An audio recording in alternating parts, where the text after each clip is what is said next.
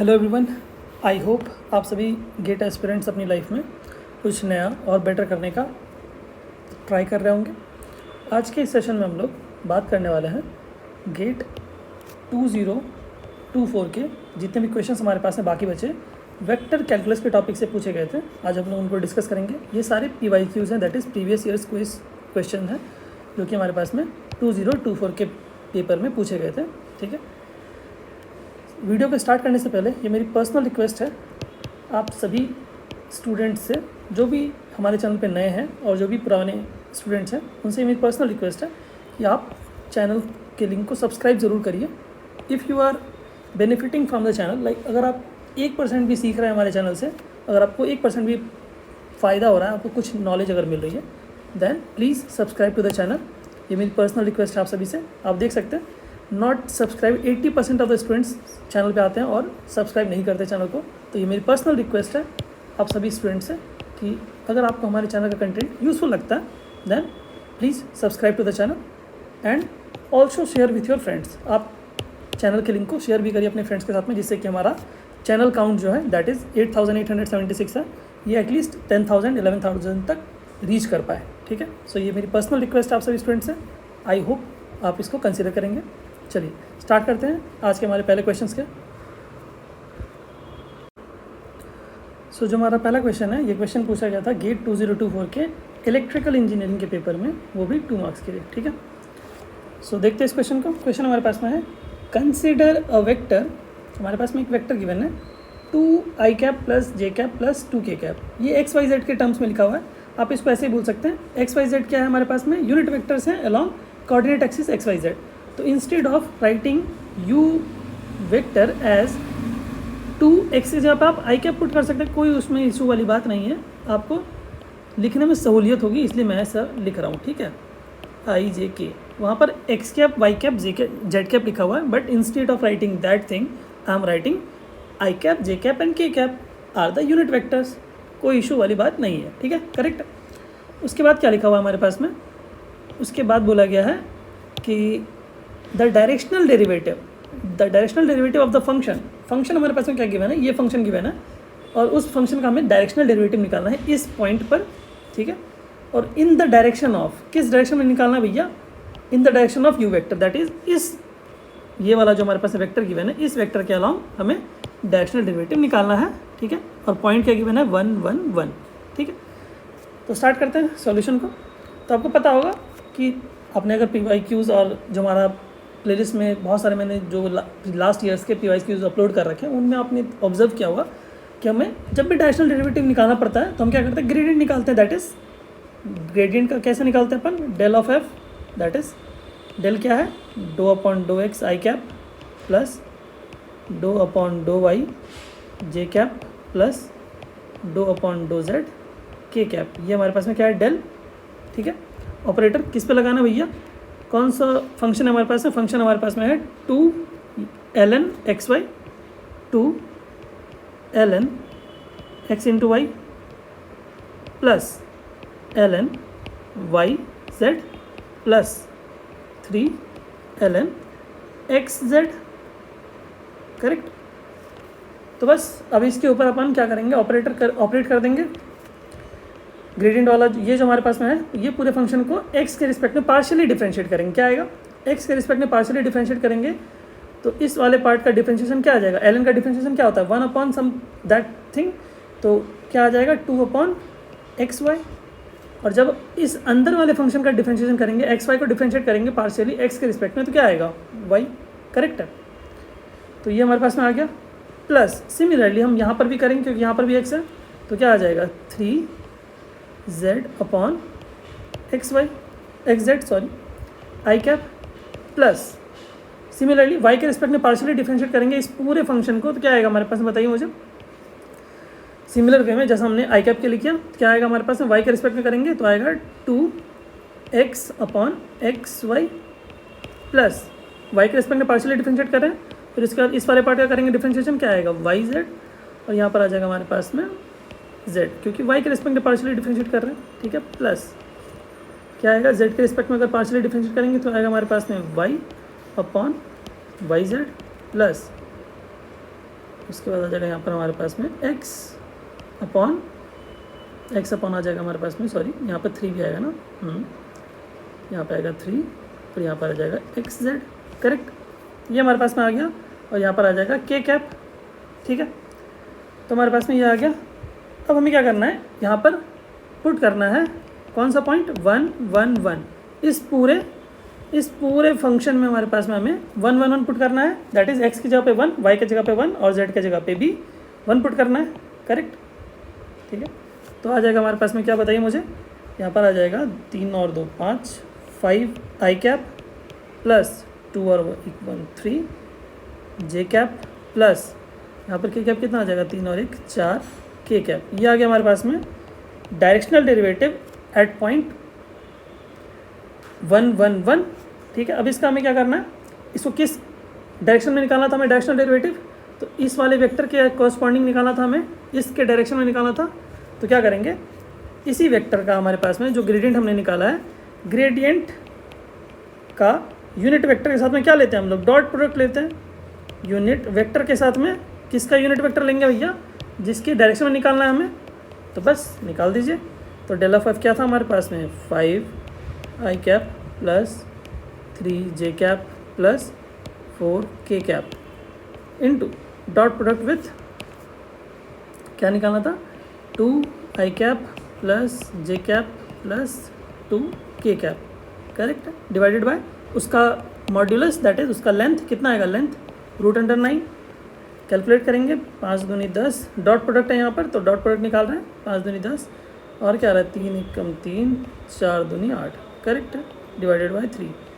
So it will be 21/3 which is nothing but 7। So 7 is the correct answer, that is option सी।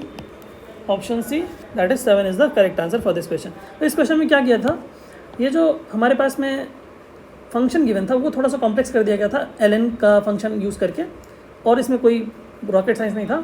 और यहाँ पर x y z i j के instead में, instead of giving i j and k as unit vectors, they have given x cap j cap and x cap y cap and z cap as a unit vectors to confuse the student, that's it, nothing else, ठीक है। यहाँ function जो था वो थोड़ा सा ln के function में गिवन था, बच्चों को थोड़ा सा डराने के लिए, और x कैप y कैप और z कैप गिवन था instead of giving I cap, J cap and K cap, correct? So I hope you understood this question very nicely. If you have any doubt, you can comment down below, ठीक है, and I will try to resolve that. Okay. So moving to the next question. चलिए, जो हमारा next question है, ये question instrumentation engineering के paper में 2 marks के लिए पूछा गया था, ठीक है। देखते हैं इस क्वेश्चन को। लेट C be the closed curve in the XY plane transversed in the counterclockwise direction along the boundary of the rectangle with vertices 0 0 2 0 2 1 and 0 0। तो एक हमारे पास में क्लोज्ड कर्व है जिसकी बाउंड्री हमारे पास में कुछ ऐसे डिफाइन की गई है इन पॉइंट्स के थ्रू। तो क्या क्या पॉइंट्स की मैंने बताई मुझे, पॉइंट्स हमारे पास में है, अरे क्या, तो पॉइंट्स हमारे पास में गिवन है 0 0, ठीक है, और क्या गिवन है 2 0, this is 1, this is 2 0, this is 0 1, this is 0 2, so we have 2 1 and 0 1, so we have 0 1 and we have 2 and 1, correct, so it will be here somewhat 2 1, so it is basically a rectangle like this, जैसा मैंने अभी plot किया, ठीक है। तो इसका x very कर रहा है 0 to 2 और इसका y वेरी कर रहा है 0 to 1, करेक्ट है। तो अब हमें क्या लाइन इंटीग्रल की वैल्यू निकालनी है इस लाइन इंटीग्रल की। तो जैसे ही आपको ये dx और dy दिखे ना, तो आप समझ लीजिए कि भैया आपके पास में ग्रीन्स थ्योरम के ऊपर बात हो रही है। जहाँ पर भी आपको यहाँ dx dy दिख जाए तो आप समझ लीजिए कि ग्रीन्स थ्योरम का आप मदद ले सकते हैं।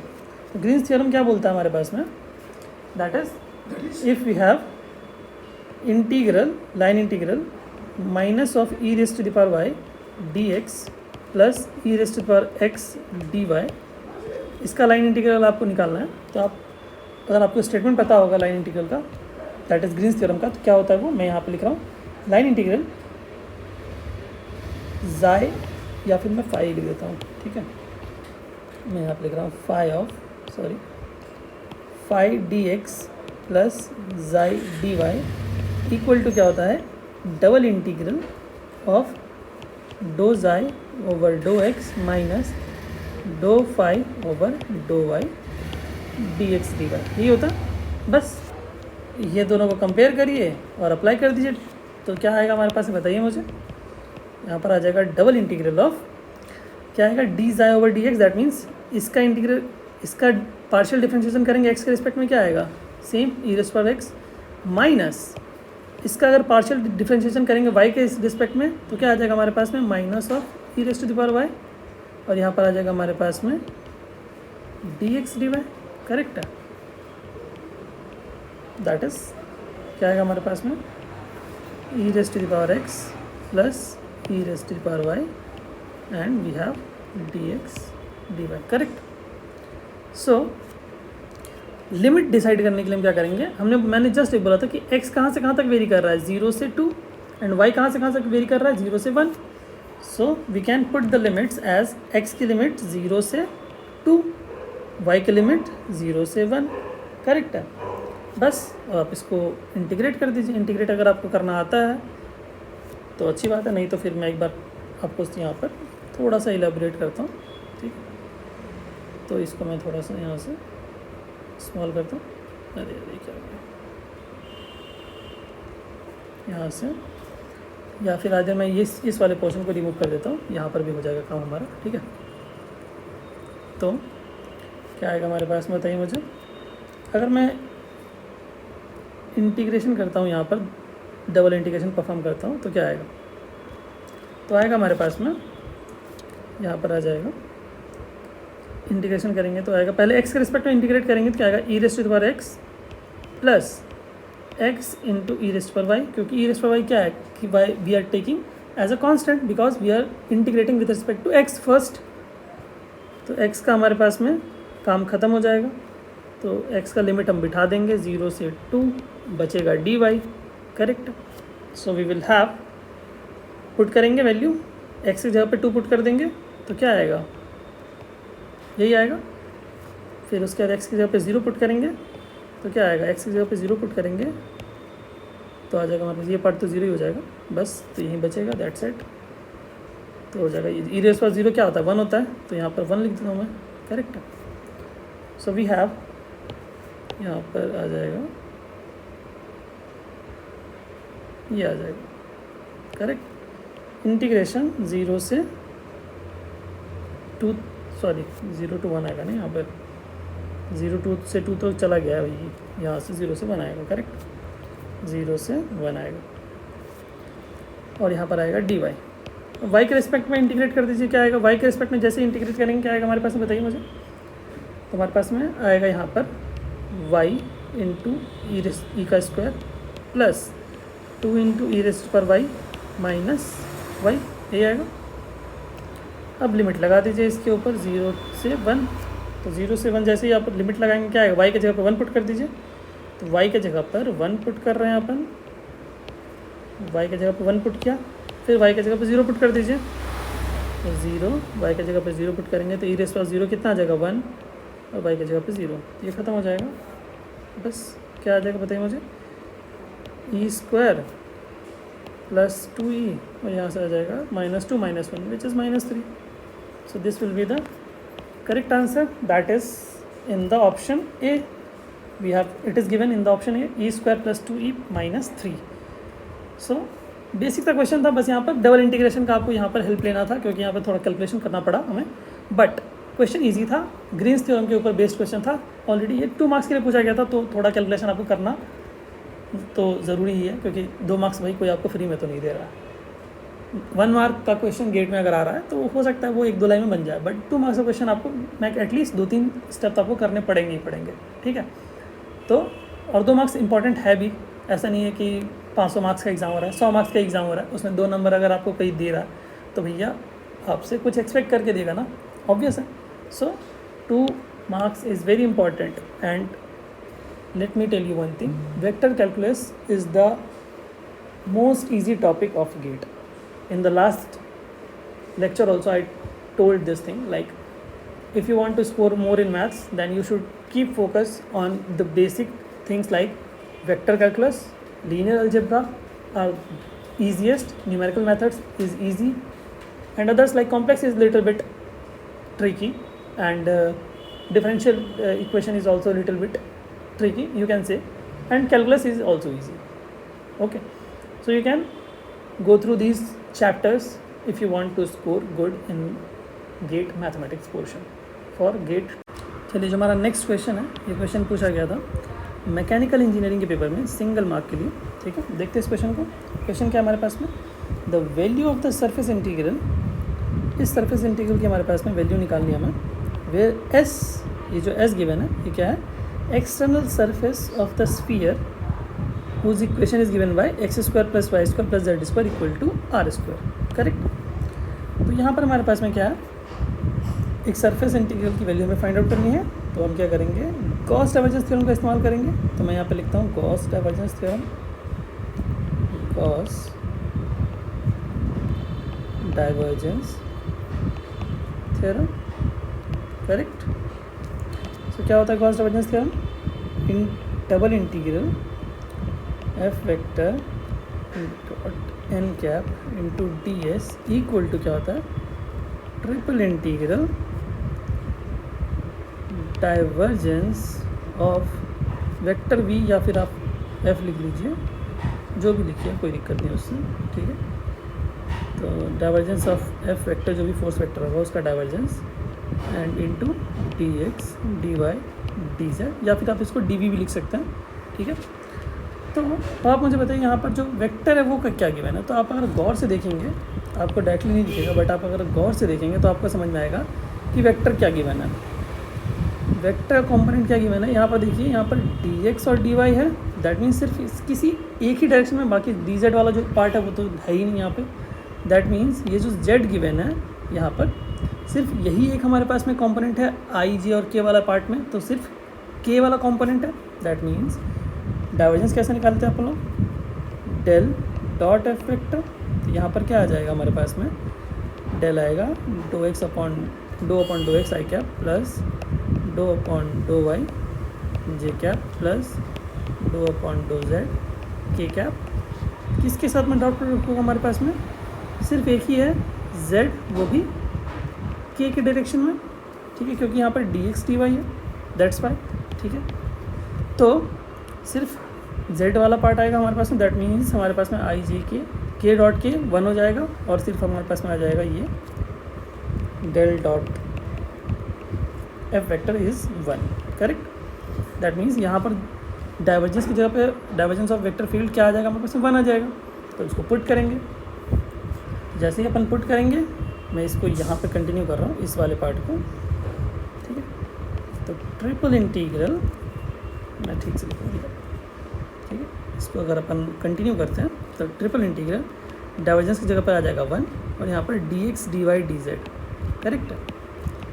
तो आप इस पार्ट को क्या बोल सकते हैं, आप क्या इस पार्ट को वॉल्यूम बोल सकते हैं कि D X D Y D Z को वॉल्यूम बोल सकते हैं। और ट्रिपल इंटीग्रेशन हमारे पास आपको जैसे वैसे भी पता है कि एक वॉल्यूम देता है। किसका वॉल्यूम निकालेंगे भैया, वॉल्यूम निकालेंगे स्फीयर का, क्योंकि स्फीयर गिवन है। तो स्फीयर का वॉल्यूम क्या होता है, 4/3 पाई आर का क्यूब, क्योंकि यहाँ पर रेडियस क्या है, आर है, capital R. So 4/3 pi R cube. So this will be the answer which is given in option C. Correct. So basically आपको वेक्टर कैलकुलस में 2-3 चीज़ें पता होनी चाहिए अच्छे से। आपको पता होना चाहिए ग्रेडियंट कैसे निकालते हैं, डाइवर्जेंस कैसे निकालते हैं, कर्ल कैसे निकालते हैं। ठीक है, ये बेसिक चीज़ें पता होनी चाहिए। और Stokes theorem, Green's theorem and Gauss divergence theorem, ये 3-4 चीज़ें अगर आपको अच्छे से पता है तो आप 95% 98% चांसेस है कि आप क्वेश्चन आसानी से कर पाओगे वहाँ पर। और PYQs अगर आप चेक करोगे तो आपको दिखेगा वहाँ पे डायरेक्शनल डेरिवेटिव के क्वेश्चन आपको भर भर के मिलेंगे, ग्रीन्स थ्योरम पे क्वेश्चन भर भर के आपको मिलेंगे। तो मैक्सिमम चांसेस यही रहते हैं कि ग्रीन्स थ्योरम के ऊपर क्वेश्चन आता है या फिर आपको क्या आएगा क्वेश्चन, आपको आएगा डाइवर्जेंस के ऊपर या फिर ग्रेडियंट के ऊपर, डायरेक्शनल डेरिवेटिव के ऊपर आते हैं बहुत सारे क्वेश्चंस। तो ये सारी चीज़ें आपको देखने को मिल सकती हैं। ठीक है, आई होप ये क्वेश्चन आपको क्लियर हुआ होगा। सो जो हमारा नेक्स्ट क्वेश्चन है, ये क्वेश्चन पूछा गया था माइनिंग इंजीनियरिंग के पेपर में सिंगल मार्क के लिए, ठीक है। क्वेश्चन क्या है, कर्ल यहाँ पर निकालना है इस वेक्टर फील्ड का, ठीक है। तो हमारे पास में वेक्टर गिवन है, that vector is nothing but 2x i cap plus 3y j cap plus 4z k cap, correct है। ये थोड़ा सा ज़्यादा दूर आ गया, मैं इसको इरेज ही कर देता हूँ, correct. Plus 4z k cap, correct है। तो आपको क्या निकालना है, कर्ल निकालना है। तो कर्ल आप कैसे निकालते हैं, del cross product with the vector, so which is nothing but determinant of, क्या लिखेंगे आप यहाँ पर, लिखेंगे I cap J cap and K cap, ठीक है, करेक्ट। और यहाँ पर लिखेंगे आप do upon dough X, do upon dough Y, यहाँ पर लिखेंगे डो अपॉन डो जेड, ठीक है। पार्शियल डेरिवेटिव्स ये थोड़ा सा डिफरेंट है, ठीक है, पार्शियल डेरिवेटिव्स है। तो यहाँ पर x का कॉम्पोनेंट, i का कोएफिशिएंट क्या है 2x, y का कोएफिशिएंट क्या है 3y, और z का k कैप का कोएफिशिएंट क्या है, दैट इज़ 4z। तो बस आप इसको ओपन कर दीजिए। ओपन जैसे ही आप करेंगे तो आपको क्या मिलेगा, बताइए मुझे। तो आपको मिलेगा, आपको यहाँ पर मिलेगा I cap into doe of 4z upon dough Y, that means 0। 4z को अगर आप y के रिस्पेक्ट में डिफ्रेंशिएट करेंगे पार्शियली, क्या आएगा 0, माइनस 3y को अगर आप z के रिस्पेक्ट में पार्शियली डिफ्रेंशिएट करेंगे आएगा 0, minus j cap of 4z को x के रिस्पेक्ट में डिफ्रेंशिएट करेंगे पार्शियली 0, एंड देन 2x को डिफ्रेंशिएट करेंगे पार्शियली z के रिस्पेक्ट में तो आएगा 0, प्लस k कैप इंटू क्या आएगा 3y को अगर आप x के रिस्पेक्ट में डिफरेंशिएट करेंगे पार्शियली तो आएगा 0, माइनस 2x को अगर आप डिफरेंशिएट करेंगे y के रिस्पेक्ट में पार्शियली तो आएगा 0, that means it will B 0। And यहाँ बोला गया था मैग्नीट्यूड, अगर वेक्टर ही 0 है, अगर उसका क्रॉस प्रोडक्ट ही 0 आ गया वेक्टर का, वेक्टर, तो फिर उसका मैग्नीट्यूड भी क्या हो जाएगा, so that means del cross F product आ गया 0, that means del cross F product का मैग्नीट्यूड भी क्या आएगा भैया, 0 ही आएगा, correct. That means option A, that is 0 is the correct answer. I hope आपको ये क्वेश्चन क्लियर हुआ होगा, ठीक है। सो इस सेशन को हम लोग ये कंप्लीट करते हैं, और ये मेरी पर्सनल रिक्वेस्ट है कि आप चैनल के लिंक को शेयर करिए अपने फ्रेंड्स के साथ में, और सब्सक्राइब करिए हमारे चैनल के लिंक को अगर आपको हमारे कंटेंट यूज़फुल लगता है, then only, otherwise it is not required at all. अगर आपको हमारे चैनल कंटेंट यूज़फुल लगता है तब आप बिल्कुल सब्सक्राइब करिए। अगर आपको नहीं लगता है, अगर आपको 1% भी हमारे चैनल कंटेंट यूज़फुल नहीं लगता और आपके प्रिपरेशन में हेल्प नहीं कर रहा है, देन आप नहीं भी सब्सक्राइब करेंगे तो भी चलेगा। बट अगर आपको थोड़ी भी हेल्प मिलती है, अगर 1% भी अगर आपके प्रिपरेशन में हेल्प मिल रही है आपको, then you should subscribe to the channel. This is my personal humble request to you students. Okay, thank you so much everyone, thank you.